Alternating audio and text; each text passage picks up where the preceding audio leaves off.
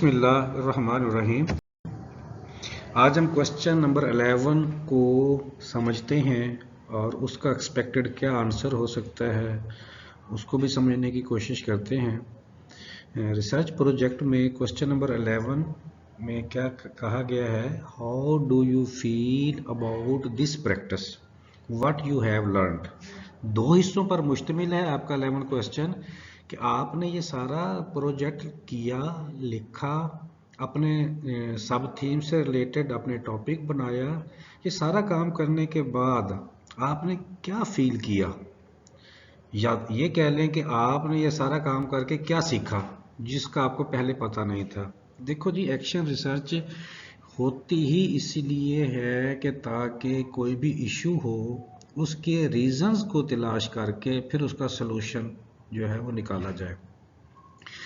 तो अब जब हम रीजंस को तलाश करके सलूशन निकालते हैं तो फिर हमें उसी इशू के बहुत सारे एंगल से अंदाज़ा होता है कि हम इसको कैसे कैसे बेहतर कर सकते हैं।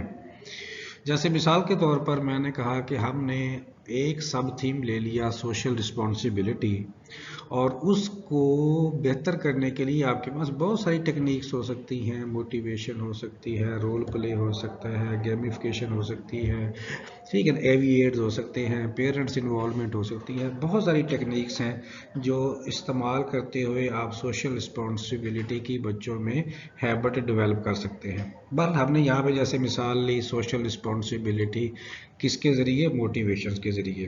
तो उसके लिए फिर हमने क्या किया कि हमने अपने लिटरेचर को देखते हुए एक टूल बनाया, ऑब्जर्वेशन टूल। उसके लिए मैंने मिसाल के तौर पर आपके पास 10 स्टेटमेंट्स आपके साथ शेयर्स की, फिर उन्हीं के ऊपर डाटा इकट्ठा किया, फिर उनका एनालिसिस किया, एनालिसिस की बुनियाद के ऊपर फाइंडिंग्स की, और फाइंडिंग्स की बुनियाद के ऊपर आपके पास बहुत सारा इस तरह का कंसेप्ट आपके सामने आया जिससे आपको पता चला, हाँ इस तरीके से भी सोशल रिस्पॉन्सिबिलिटी इनहांस होती है, इस वे से भी सोशल रिस्पॉन्सिबिलिटी इनहांस होती है, ऐसे भी सोशल रिस्पॉन्सिबिलिटी बच्चे के अंदर क्रिएट होती है। एक से ज़्यादा जो बातें हैं या आपके पास तरीके हैं वो आपके जहन में आने लग गए कि बच्चे के अंदर ऐड किए जा सकते हैं।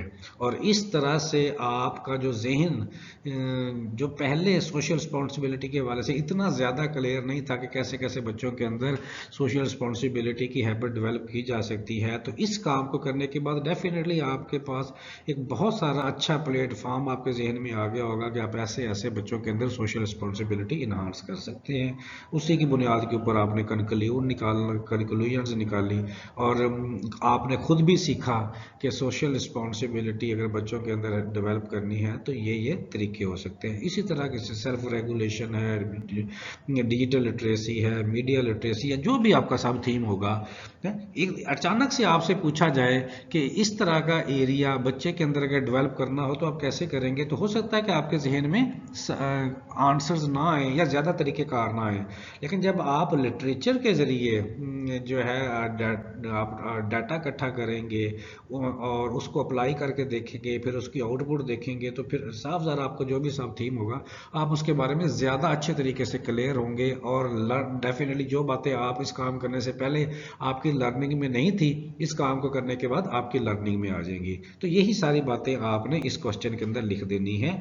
जैसे मैं थोड़ा सा रीड कर देता हूँ कि जैसे हमारा सोशल रिस्पॉन्सिबिलिटी टॉपिक है, तो इसी में जो जो चीज़ें आपके सामने आई उनको यहाँ पे लिख दिया है। इसी तरह आपका जो भी सब थीम होगा, जो भी टॉपिक होगा, उससे रिलेटेड जो जो भी की बातें आपके सामने आई होंगी टूल के मुताबिक वो आप यहाँ पे लिख देंगे।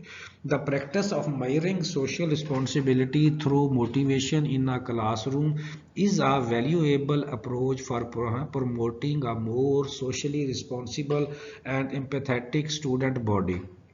By using an observation tool to measure the level of students' engagement and motivation toward social responsibility activities, educators can better understand how to create learning environment that promote socially responsible behavior, environment and work collaboratively toward common social responsibility goal। तो वो सारी बातें लिख दी कि social responsibility जो है उसके बारे में क्या पता होगा, किस तरह से होगा, कैसा माहौल होगा, क्या क्या कोलैबोरेशन होगी, क्या जिम्मेदारी होंगी, क्या गोल जो है वो अचीव होंगे। ये जस्ट एग्जांपल के ज़रिए है, इसके अलावा भी बहुत सारी बातें जैसे आपका काम होगा उसके हवाले से आप ऐड कर सकते हैं।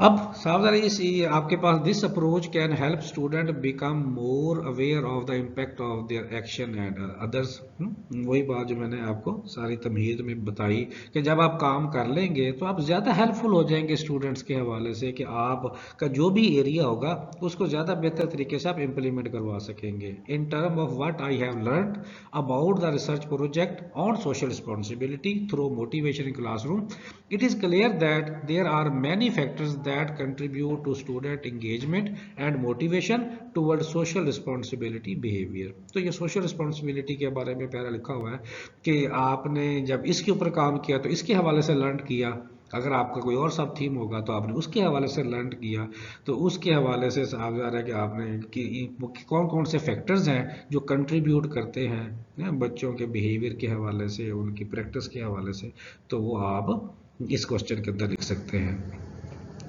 The observation tool used in the research project focus on key areas such as empathy, collaboration, reflection, which are essential for promoting social responsibility among students.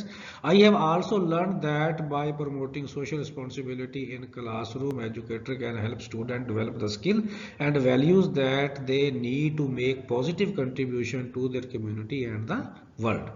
तो ये सारी बातें सोशल रिस्पॉन्सिबिलिटी के हवाले से आ गई हैं। अगर कोई और टॉपिक होता तो हम कहते हैं कि वो वाली सारी चीज़ें बच्चे के अंदर डेवलप हो गई हैं और इसके ज़रिए बच्चा जो है पॉजिटिव कंट्रीब्यूट कर सकता है अपनी कम्युनिटी के लिए, अपने वर्ल्ड के लिए।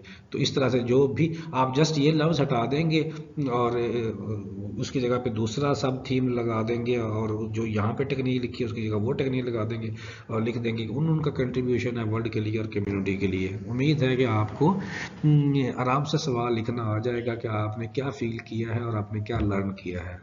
इसके साथ ही आपसे इजाज़त चाहते हैं। अल्लाह हाफिज़।